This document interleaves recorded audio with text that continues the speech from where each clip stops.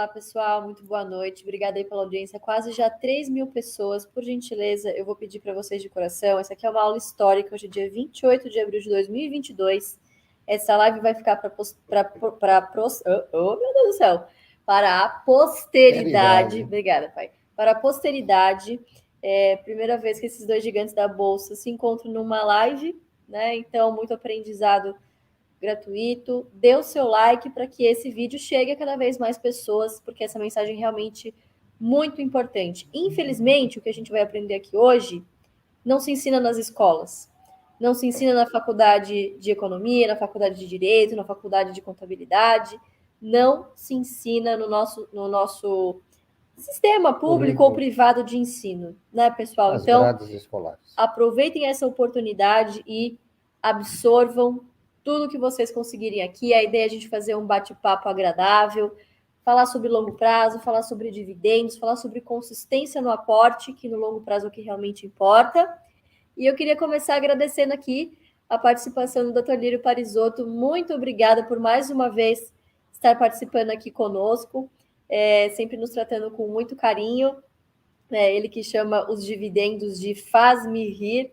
E é verdade, né? Quem investiu para dividendos, quem tem investido para dividendos nos últimos anos, tá rindo e tá, na verdade, não tá rindo, tá gargalhando, né? Porque 2021 foi o ano histórico para quem investe em dividendos, né? E infelizmente muitas pessoas ficaram de fora dessa festa porque acabaram comprando algumas narrativas ou se assustaram com o mercado em 2020 e não aproveitaram diversas oportunidades, né? Eu lembro que na época até participei com em uma live com o Dr. Lírio e a gente falando, poxa, mas Vale abaixo de R$ 50, Petro abaixo de R$ 20. Sim, não tem muito segredo, né? É só fazer o básico bem feito. Então, boa noite, doutor Lírio, seja muito bem-vindo aqui.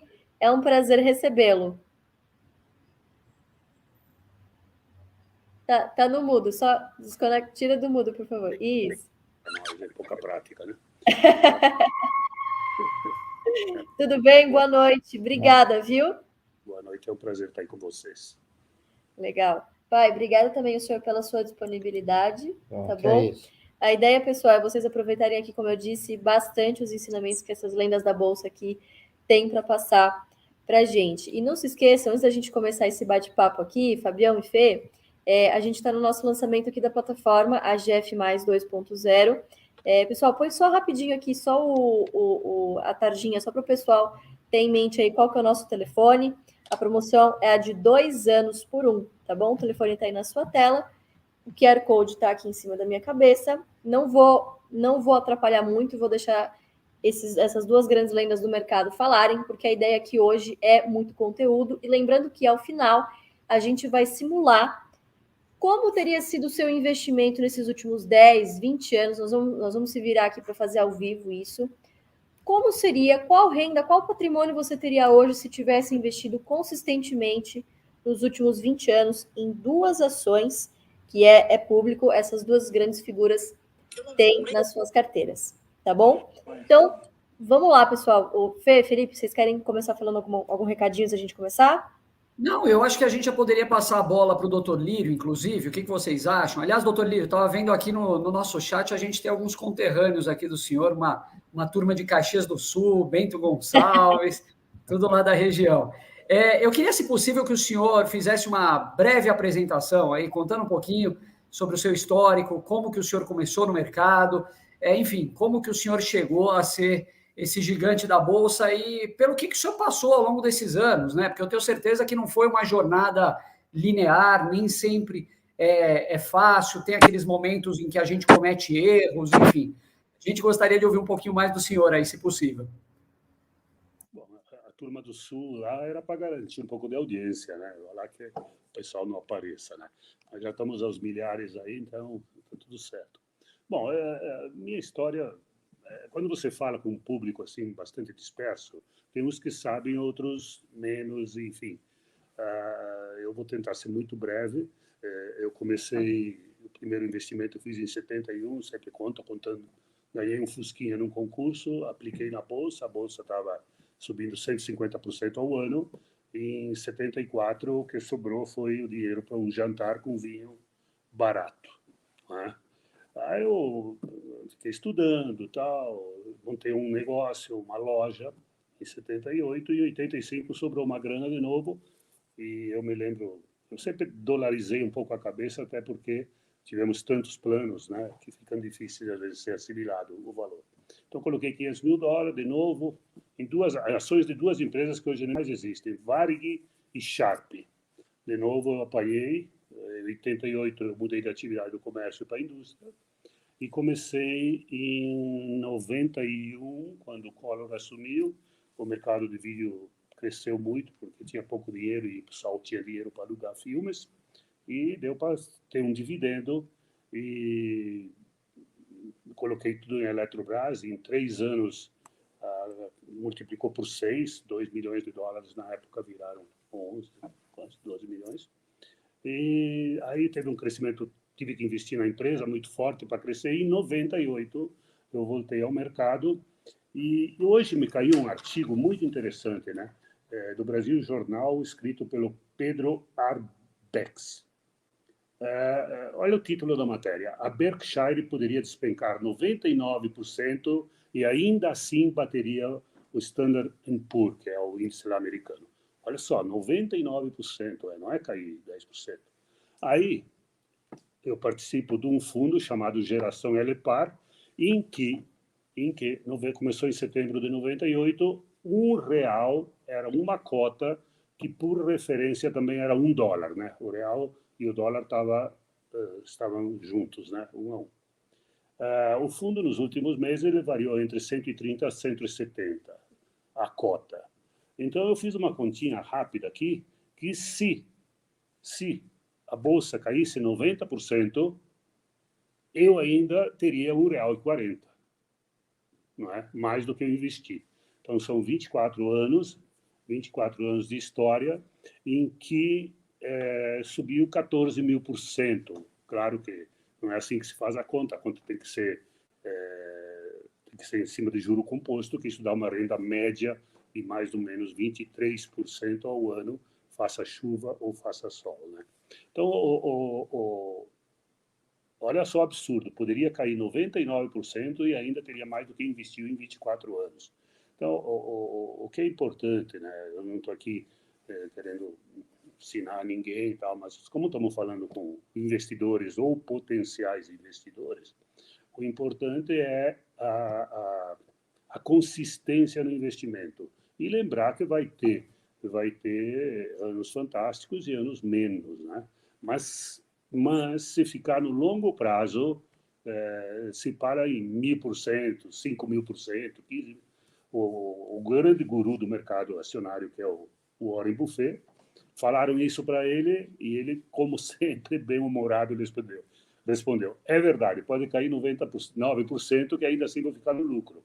Mas não é melhor não tentar. Não é? Então, o importante eu tive perdas lá no começo, idas e vindas, voltei com consistência e estamos aí hoje com o mercado que todo mundo conhece. Maravilha. Pai, o senhor, lá quando começou, fala só um pouquinho para o pessoal. Vamos lá. Eu estou no mercado há um pouco mais de tempo que o meu amigo Lírio, não é isso?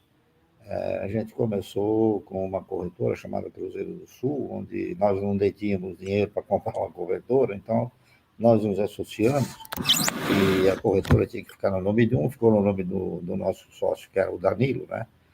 E a partir daí nós enveredamos por uma trajetória de aplicações do mercado de valores. Isso nós tivemos no final de 1971, originado pelos recursos que o Decreto-Lei 156 disponibilizava para os fundos fiscais de investimento. Os bancos passaram a deter um volume extraordinário de valores e de recursos.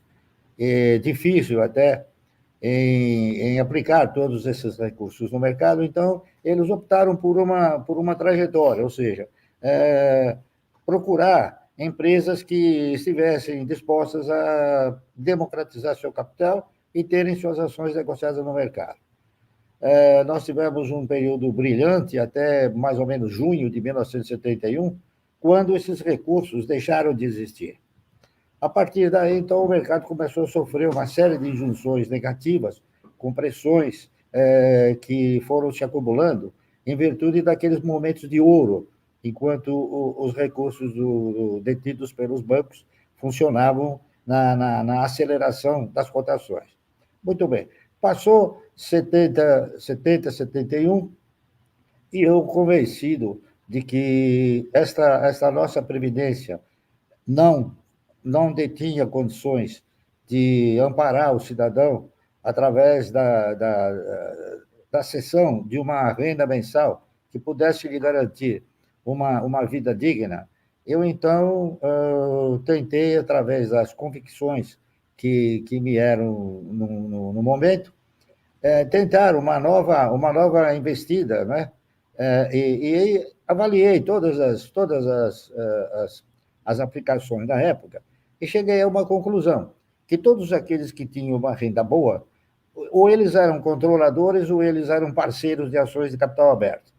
Muito bem. Eu tentei, então, generalizar essa aplicação, interpretando o seguinte: se você fica 30 anos colaborando e contribuindo para o INSS, por que você não pode ficar 30 anos comprando ações?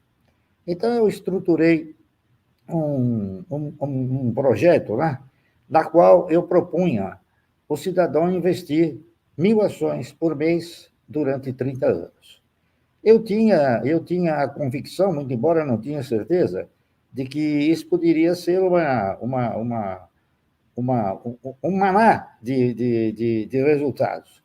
Então, o que eu fiz? Eu criei esse projeto, espalhei no mercado, não é isso? Na época era o presidente, eu esqueci o nome dele agora, mas... E foi feito um trabalho, e esse trabalho versava sobre as ações da CESP, que, na época, elas pagavam um dividendo mínimo prioritário e obrigatório, e ainda disponibilizavam uma bonificação de 10% ao ano. Por quê? Porque, naquela época, a maioria das ações elas possuíam valor unitário. Hoje, as empresas, a grande maioria, não possuem valor unitário. Então, quando a empresa possuía valor unitário, cada vez que aumentava o capital, ela era obrigada a emitir ações. Então, eu fiz esse trabalho, né, imaginando que, ao longo de 30 anos, eu pudesse ter uma aposentadoria boa. Como era apenas uma perspectiva, eu tinha, sim, alguma convicção que, efetivamente, as ações pudessem me oferecer uma renda mensal digna. Então, eu, como estava lastreado também em ações, eu coloquei o título desse mercado em Ações Garantem o Futuro. Nesse estudo, né? Muito bem. Hoje, se eu tivesse que nomear esse trabalho, eu diria o seguinte: ações garantem um ótimo futuro. Está entendendo? Então, minha trajetória foi essa, sempre de investir na razão direta de ser um parceiro do controlador ou da empresa, tá certo? Nunca com a visão de ser o dono, mas sempre como parceiro. E essa postura e a regularidade com a qual a gente foi comprando ações, hoje eu acabo tendo aí participações expressivas em grandes empresas e que essas empresas distribuem bons dividendos para os seus controladores, e nós, que somos os menores, também aproveitamos, tá certo? Então, o segredo do mercado é um só: invista, tá certo?